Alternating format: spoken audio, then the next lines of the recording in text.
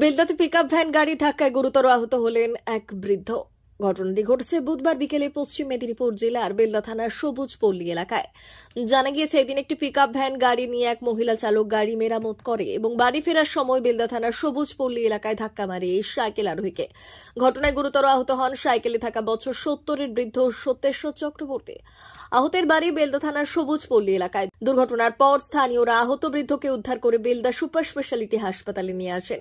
সেখানে বৃদ্ধের অবস্থা আশঙ্কাজনক হওয়ায় তাকে অন্যত্র স্থানান্তরিত করা হয়। দুর্ঘটনার পর ওই মহিলা চালক ও পিকআপ ভ্যান গাড়িটিকে আটক করেছে বেলদা থানার পুলিশ।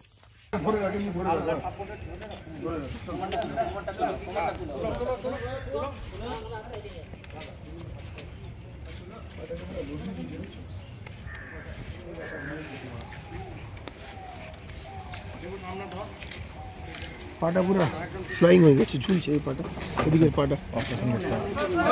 এই কে এরকম হচ্ছে রে? এই নি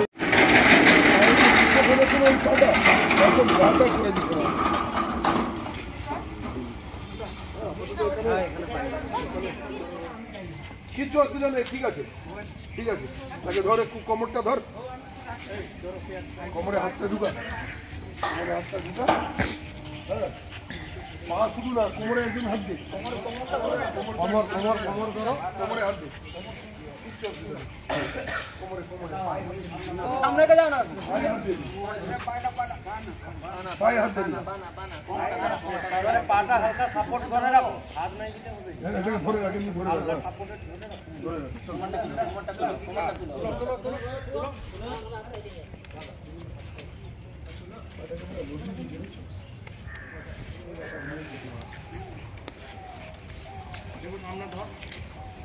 পাটা পুরো ফ্লাইং হয়ে গেছে, ঝুলছে এই পাটা, এদিকের পাটা অপারেশন করতে হবে।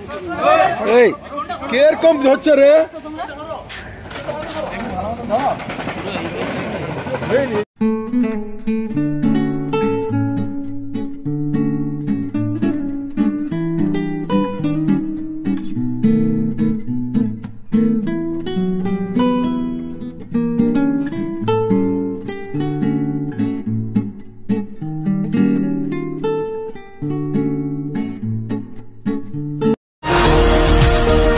Happy hour saving জিওপিপিতে।